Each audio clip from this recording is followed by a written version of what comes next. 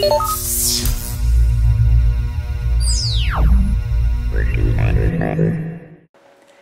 welcome to Geeky Faucets. I'm Amy Dale. And I'm Christine Lucasavage. And this is episode 41.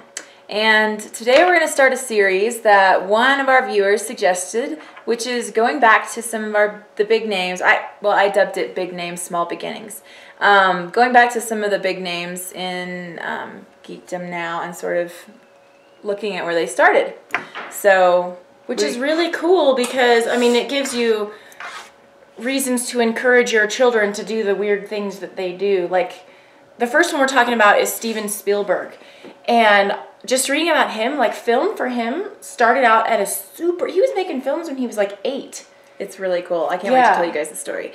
I do want to give you a slight update, which is I told you I was reading Ready Player One, and I finished it, and it is so good. So if you've not read it, you should probably read it. I'm in the middle of Ender's Game. Oh, you are? Ooh, yes, because really I've never read it. I'm really enjoying it. Although I have a hard time with the fact that Ender is 6 and just turned 7. I'm like, I keep thinking these are teenage kids. I know. But I have a hard time, like, separating that out, but whatever. It doesn't matter. Because I'm like, I'm thinking of my 6-year-old kid, and I'm like, but it's the future. It's the future. Maybe kids are smarter in the future. I don't know. My 6-year-old is a really brilliant kid, but she's not a genius like Ender. No, and war games are not exactly her forte. No. I mean, my kid is like a fantastic artist. Like, you should see the stuff. I was looking through her sketchbook last night. Oh my word, she's like following in your daughter's footsteps. Awesome. But anyway, it's good. It's really good so far. I actually recommended it to a friend the other day. Yes, and Ready Player One, if you have not read it, oh my word. It's the best book I've read in a long time. And then my daughter stole it, and she started reading it, and she said, this is the first time in a long time when I've just been like, I have to read. I just want to read. No, I got it from the library. Okay, well, I'll have to get it from the library next. And if you get the audiobook, Will Wheaton is the one who that makes me happy. I know, and he's even mentioned in the book, so it's kind of a funny thing. That I was like, that must have been kind of funny for him to like be reading his own name, like. I know, because I feel weird to say my name. Or like if I meet somebody with the same name, I'll be like, what's up, Christine? Like, it feels weird. Well, my name's Amy. Everybody's named Amy, so there you Nobody's name's Christine. Yeah. But anyway. Okay, so Steven Spielberg.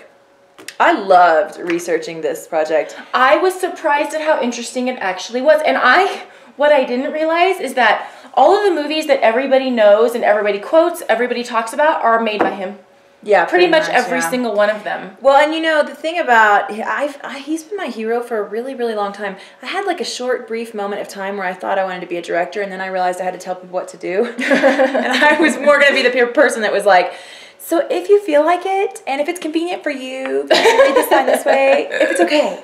So I was like, I would suck as a director. I finally had that realization, and like, I totally would. But yeah, I can order my children around. But that's about it. Yeah. So anyway, I gave that dream, but he's like been one of my heroes forever. I love, love, love him. And he recently, I thought something that was interesting is he recently found out he was dyslexic. Which my kids are dyslexic, so that's something. He, like, just in recent years discovered that, which kind of probably explained, which has happened kind of similar to me, which kind of helps explain a lot of things. When you go back, you're like, oh. You're like, oh, wait a minute. Yeah. So, from what I researched, his first sort of foray into, and you can tell me if what you found is different, but his first sort of foray into filming something was he was trying to earn a Boy Scout. I think he was doing films before then. Oh, was he? Was doing small screenings and showings before then and charging like 25 cents to get in. Wasn't that it? Yes, he was doing that in his basement. And see, I researched multiple sites, not just Wikipedia for the record. But that was really helpful. And it was actually surprisingly accurate when I went to like real news sources. But he was screening films in his basement. I remember a long time ago I read about him, because I have read quite a bit about him in my past, that it was talking about just different ways he made these. He made army films with his friends. And he would dig war holes. Stories. He would like dig holes and fill them up with leaves and different things. He would put a stick sticking out of it with a flat part and like leaves and stuff on it. And then when the boys would run, they would step on the stick and all this stuff would fly up. And then, you know, That's genius. I know, they would pretend it was an explosion. It's like it was ingrained in him. Like, do you know what I mean? Like, that was seriously. It's like I don't know, if your kid starts doing weird stuff, maybe you should encourage him because they could be the next Steven Spielberg. I mean, I don't know. Or like, if a kid, you know, shows interest in sewing, by all means, let them sew, let them do arts and crafts, because you never know what it's going to turn into. I know. I just actually did. Like, have you read the blog post that I did? Yes, I did. I just did a blog post on my website, which is amydale.com, and it's about encouraging creativity in children. Which is, let me just tell you, because she was talking about how you let your kids see you do creative Yeah. And so just yesterday I was working on this true or false board for this health fair thing that I'm going to, and I made, you know, this whole thing. It was really fun. I was working out with the kids, and I didn't think kids were paying too much attention because they were kind of off doing their own thing. And then that evening, my middle daughter comes out with a paper like this, kind of, you know, a little bit bigger, with squares, just like what mine looked like, and a title at the top. So it looked just like the thing that I made, only, you know, she was doing animals. I don't know, but it was, so she copied me. Like she saw that I was doing something and she wanted to do it. Although sometimes it's annoying because I'll start like, you know, crocheting or whatever. I want to crochet, Mom. And I'm like, I don't really want to teach you because it's really hard and I'm not a very good teacher. Yeah, I didn't go into that part in the blog post, the whole, you have to sometimes have some patience and teach your kids. Ooh. But it's still, though, it's cool because, you know, maybe Steven Spielberg saw his parents do something and he's like, oh, I'm going to try that. And now he's like... Well, and obviously his dad was like, here's the camera, use it. You know? Like his dad was, encouragement. Yeah, encouraging. And his parents let him do, like, film screenings in his basement or whatever, you know, like. And I love that his sister sold popcorn. I know, that was so funny. And then I told my husband that, and he goes, yeah, and that's when they learned that the money's in the popcorn. I was like, yeah, for the movie theaters it is. It's true. But he was, one of the things I thought was interesting was he was wanting to earn a Boy Scout merit badge in photography, and his dad's still camera was broken.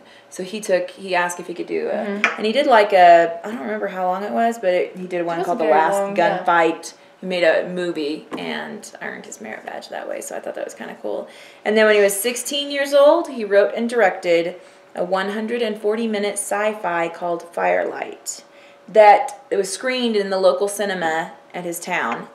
And the, what do you call it? The profit? No, well, the profit was $1.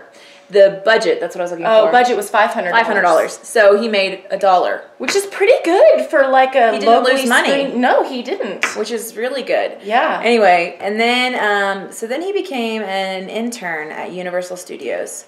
Did you know that he was the youngest director to be signed long-term at Universal Studios? Yes, I read that. And I'm like, well, there you go. I know. And did you read about his internship, though?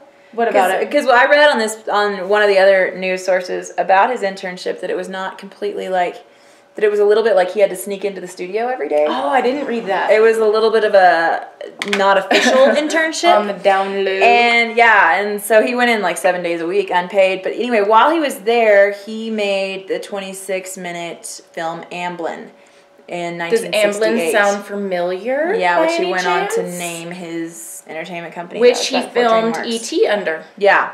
Which is one of his huge, huge ones. And then he started directing TV stuff.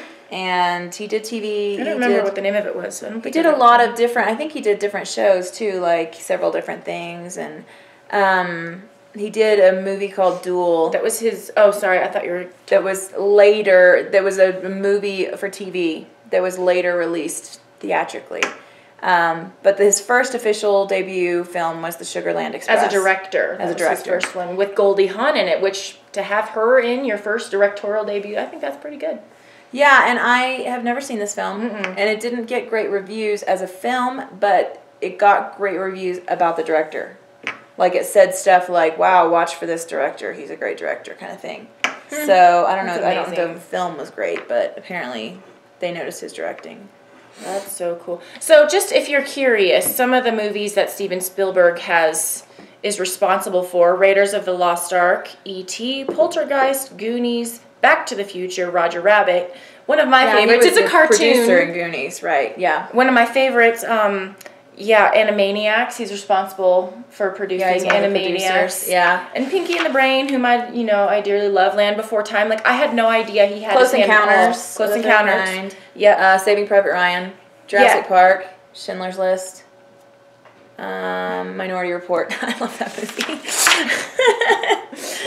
I know it's really weird, but I really like that one. So, as a segue for our next show, our next person we're talking about on the next show is George Lucas. And did you know Steven Spielberg and George Lucas worked together on Indiana Jones? Mm-hmm. So They did. Two massively huge directors working on Indiana Jones. Because Lucas was one of the writers on there. Yeah, and that will be a fun show too. So that's what we're doing next week is George Lucas, so you can tune in to hear about that. And so I was gonna say too, after Sugarland Express, Steven Spielberg went on to make Jaws, which made him a bazillion quadrillion dollars, which was awesome. But nice. It's really, really interesting if you ever watch the making of it or listen to anything about the making of Jaws. It sounds like it was more of a nightmare to make than it is to watch. Like, really? Yeah, the mechanical shark quit working all the time. They had all Sounds these. I mean, like, it was like problem after problem after problem after problem. So it was really.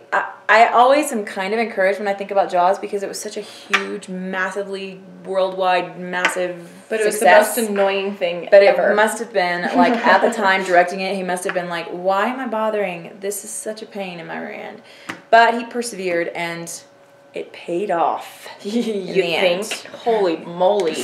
Literally paid off. So, yeah. And he's gone on to do all kinds of really cool stuff and become just an icon, basically. So there's his small beginnings.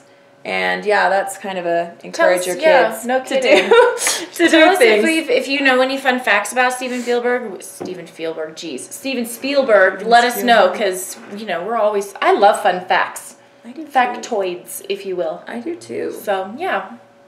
So thanks so much for joining us, and come back next week and hear about George Lucas.